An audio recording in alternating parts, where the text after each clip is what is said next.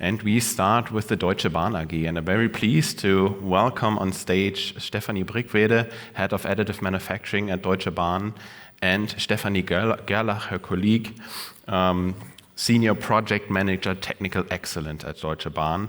And I think the title is very interesting, Heavy Trains on the Green Diet. So enjoy the first presentation.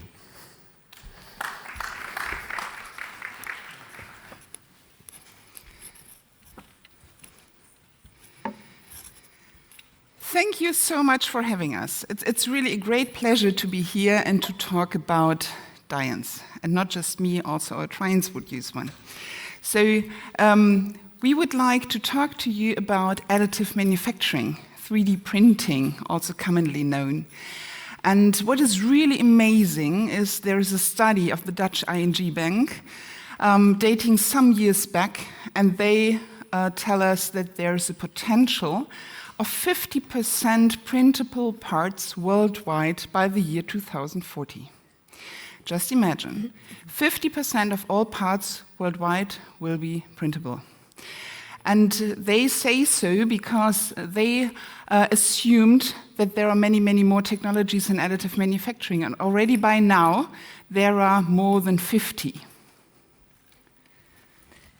So what is already possible today? Here we have a 3D printed plant-based steak. It's made by an Israeli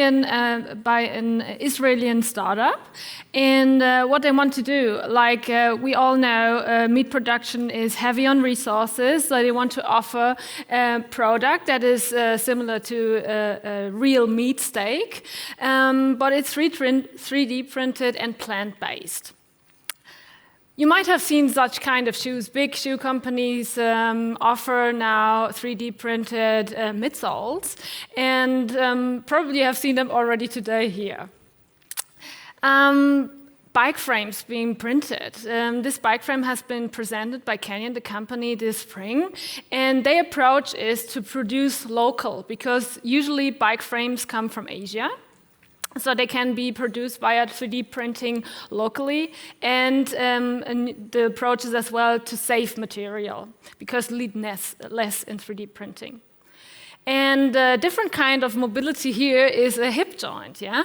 In the medical field, 3D printing, additive manufacturing is used as well. So as you can see, many industries are already using additive manufacturing. You know, the automotive industry uses them especially for use cases like rapid prototyping.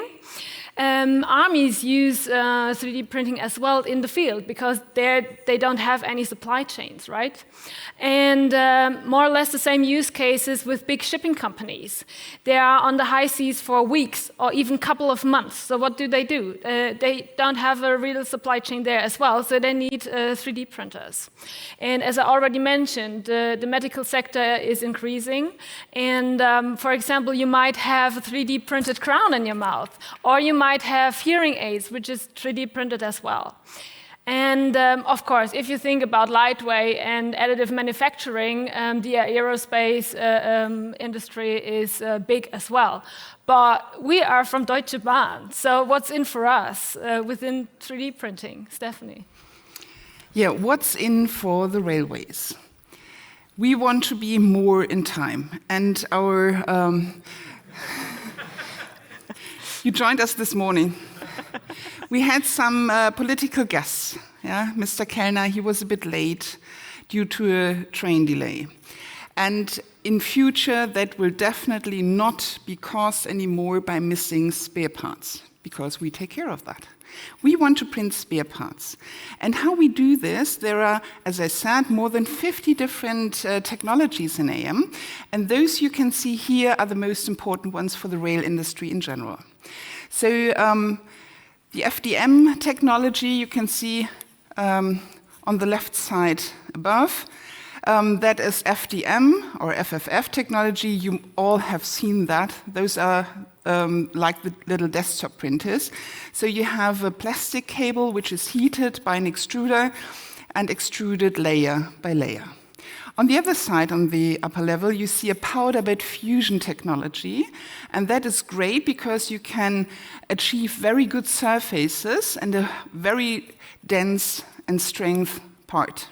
But it's quite expensive because it takes a long time to build that part. What you can see, the machine which is shown below is a HP technology, so many 2D printing companies also invade the additive manufacturing sector, and they bring in their experience with printing fast and a lot of serial parts it's also a bit like a powder bed technology, but not melted by a laser. It's done with liquids, which are then by light hardened. And rail is usually big and tough, yeah? So we can't stick to the very small parts. We need huge, also metal parts. And therefore, we use the wire arc additive manufacturing. And the wire arc additive manufacturing works with a wire. And wires and metal are quite cheap, so we can produce very easily big metal parts which have to be post-processed. Yeah, and what we do is also parts not only in metal but also in plastics. So little parts which are missing, like a cover of a windshield water container. In German it would be a window wiper water tank cover. So this would be the exact translation. A train cannot go onto the tracks without a working window water wiper. And if this little cover is missing, that really is a problem. And before we had to exchange the whole component, which takes time and is expensive. Now we just print those little parts. We use additive manufacturing also for jigs and fixtures. For instance, to bring on such little stickers for blind people so that they can touch which number of this seat is this. And with each of those little jigs, we save 3 minutes. And if you take into account that a huge train has more than 400 seats, you know what this means. And we even printed big metal safety-relevant parts. So this is a huge part, 27 kilograms from stainless steel, and this is definitely safety relevant because it prevents the train from getting too much into the curves. But if we do so, then we really have to take a close look. So we put it on a test stand. And that test stand simulated another 30 years of operation, although we just need 7 to 8. So we know exactly that this part is absolutely comparable with the former technologies. How does it work, Stefanie? Exactly. Like you see, additive manufacturing is working like we have the part that we want to construct, and so it's layer versus layer. But in the traditional way, we have a solid cube, and we mill out all the parts that we don't need. So we need way more material than in additive manufacturing. You can see like the amount of waste there. There is a mountain in traditional manufacturing, and just a tiny little one in additive manufacturing. And this is a case we have here at Deutsche Bahn. It's a braille handrail sign. And the usual way was to have a solid plate and milling out what is not needed, so we have the braille signs and the letters. So a lot of waste was produced. So what do we do now? We have additive manufacturing. We have powder bed again, metal powder bed. And in this case, we have more or less no waste because the powder surrounding the part can be reused in the future printing process. And it's, well, you see, it's for Cologne. Yeah, we don't need thousands of these signs. We need just 2 or 3 of them. So that is quite handy with this kind of production. And yeah, printed benches. This is the actual use case of us. Printed concrete benches. We all know cement is kind of a climate killer, so the less you need, the better it is. And facing these benches, you see, that is a topology optimized design at equal strength. So this bench saves a lot of material as well. And again, we try to conclude recycled materials such as glass and bricks within these benches. And lightweight and railway, what's this? I mean, our ICEs are quite heavy, 800 tons. And So we actually need weight to bring on the rail to go forward. The adhesive mass, you know it. And so lightweight at any is not always a good approach for us, but some use cases we have. And one is this one. This is a brake piston. And what happened? It was an obsolete part. The projected lead time was 22 weeks. That is half a year. Having a train in maintenance for half a year is actually not an option. So our partner Wabtec suggested additive manufacturing. And 3 components of the brake piston was done by additive manufacturing. And on the top right, you see the hammerhead, which is the main part of it. And again, by design, we saved 33% of the actual weight of the part. And what is even better, so it was lighter, we used less material, and again, it was done in a couple of weeks instead of half a year. So we have like traditional ways to cast, to mill, and to print parts. And the original part you can see in the middle, and the 3D printed part is here. And as you can already see, again, the design is optimized at equal strength. So, but in comparison, how do they interfere regarding waste, regarding energy, and so on? You can see that the milled part is way up there. You need 2 kilograms for the weight of the part, and it's waste that is produced. And regarding 3D printed, we have more or less no waste. We have a little bit of waste there because we need supporting structure when it's printed. They are removed now, but that's the waste that is, 60 grams in this case. In comparison to the milled part, it's 1.4 kilograms. And regarding energy, of course, like the milled part again up there, by printing metal, we need to melt it as well. So we need some energy, but it's still less than a casted part. And again, the emissions are lower as well. So in conclusion, 3D printing really helps to save resources and materials. And by the way, materials, where do they come from, Stefanie? Yeah, those materials usually come from countries, and we have all suffered this now with the Ukraine war, which might lead to interrupted supply chains. So if you take a closer look at this map, maybe it's a bit small, but you might be able to see this. So most of the materials do not come from democratic countries. So we will have the task and the aim for the future to reduce materials in general. And this was also something which Robert Habeck announced yesterday, so we all have to take a closer look on materials in general. And we already suffered a lot of crises. So it was the pandemic. We had, due to ecological reasons, big floods also in Germany.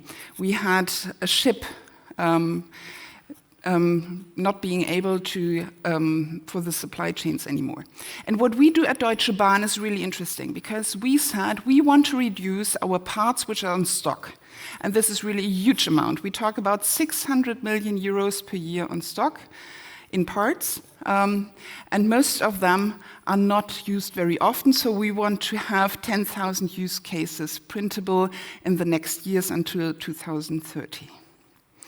And also one of our daughter companies, it's DB Schenker, they work on that to reduce such warehouse costs. And if you want to have a summary, then what we are keen on is fewer emissions, partial replacements, print on demand, more free capital, and so on and so on. There are so many advantages, also ecological advantages by AM, that it's really worth, and we do this jointly in a network with more than 150 companies throughout the supply chain of additive manufacturing, and they help each other to push those targets in front and those topics which one company cannot solve on its own. And if you are keen on taking a look on more use cases, don't hesitate, just visit our website, WeBoostAM. by Mobility Goes Additive, our network, or come to our premises in Berlin. You are warmly invited to work on those things jointly, and you might have seen this before in another presentation, because we want to invite all the universities for the weekend, July 1st until 3rd, to Berlin to work on such brilliant use cases. We have a lot of upcoming events, also very interesting ones, and we will provide those slides to you so you can have a closer look. And one interesting thing is also our tech journey to Israel, for instance. If you would like to become a member of this brilliant community and have fun printing with us, don't hesitate and talk to us. Thank you so much for your attention.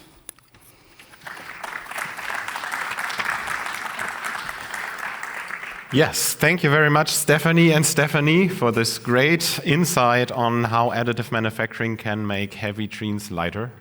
And are there questions from the audience? We have 2 microphones, one on each side, so simply step up to the microphone, ask your questions. Well, of course, I do have a question. Here was one question. Oh, there was a question. Okay. I'd be interested about the design. So I know I'm also from an additive manufacturing background, did my PhD in this field, and I know that you need to rethink design when it comes to additive manufacturing. Do you do this all by yourself at Deutsche Bahn, or? No, we don't do this all by ourselves, and this is really a very interesting point, because we all have to think differently. And those rules you might have learned at universities don't count anymore in AM.